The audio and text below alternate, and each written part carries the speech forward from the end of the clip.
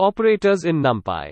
NumPy also provides us with set of basic operations, such as arithmetic operators, comparison operator, and logical operators.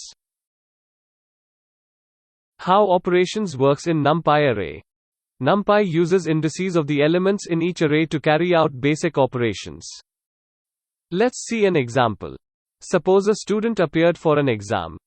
There are total of 5 subjects. Let's create the marks for test 1 and test 2 in an array. Now let's do the addition. NumPy uses the indices to add each of them. It's also called as vector addition. You will see various operations in detailed in upcoming videos. It's time to understand the various operations in detail. At first, let's import NumPy. It's done. Let's look on to mathematical operations first. To add or subtract two numbers, you can use the syntax shown here. I am adding 25 and 80. The output is seen as 105.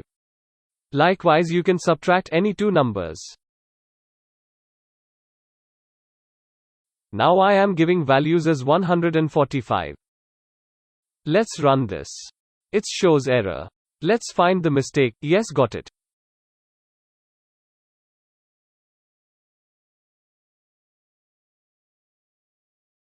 Let me correct this.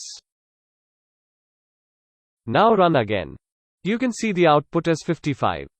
Now let's see how multiplication works in NumPy array. Suppose that a grocery store sells book, pen, pencil and milk with prices 30, 10, 8, 25 respectively. If a person buy each item 10 times, let's find the cost. For that I am creating a NumPy array, item price with the cost of individual items. To find the cost for 10 items, you can directly multiply it with 10. Now click Run. Let's print the NumPy array and see the output. We got the output as 300, 100, 80 and 250. So each element is multiplied by 10. Now let's find the total sum for all the items. For that we are using sum method. Inside the sum we are providing a item price. The result is 730. So all the individual values are added together. Now let's see how comparison operations work with NumPy arrays. So let's see how many items that cost more than 150.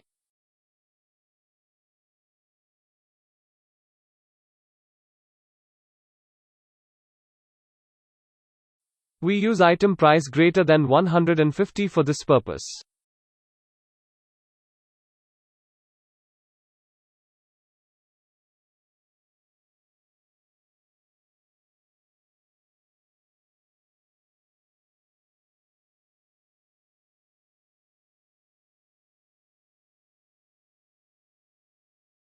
You can see 300 and 250 are the amounts which are greater than 150.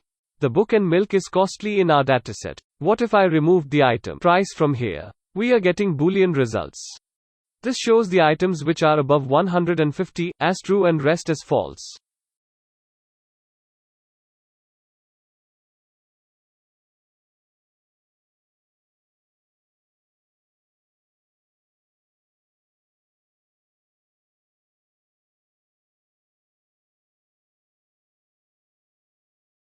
Okay. Now let's see the items which cost 100 and less. For that we use less than or equals to operation.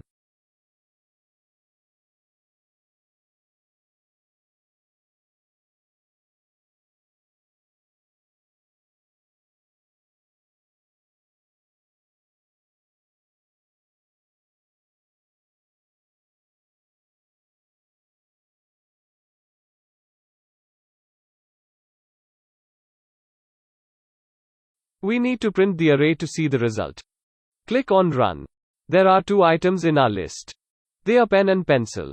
It's not over yet. One more operations is left out. Logical operations. Suppose you want to get which is more than 100 and less than 200. For that we can use logical and to get Boolean output.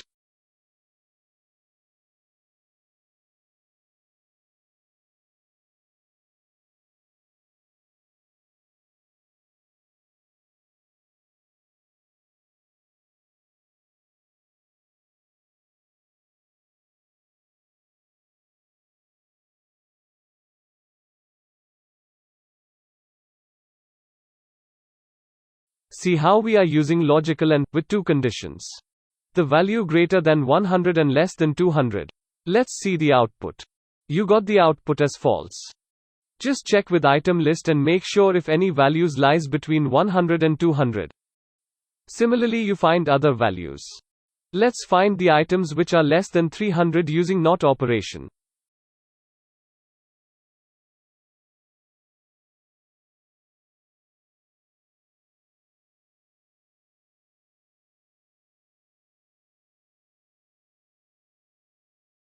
Here you can see the output. Only the first element is 300, so it's rejected and the rest all items are shown as true. Let's try to understand how to access elements in an array using index. Here test is a two-dimensional array, with two sets of data. We want to access the first data. You can see the image below, it shows the 2D array with all elements. In order to access first set of marks we refers to 0. Similarly to access second set of marks, we refer to access 1. You can see the accessed output here. We can also access individual items from the array. As seen from the array image, you can access individual elements by specifying to that indices. Here I just accessed the first element, that is 65. Now let's understand slicing method. I am using the same test data. First let's check the shape. It's of 2 rows and 5 columns.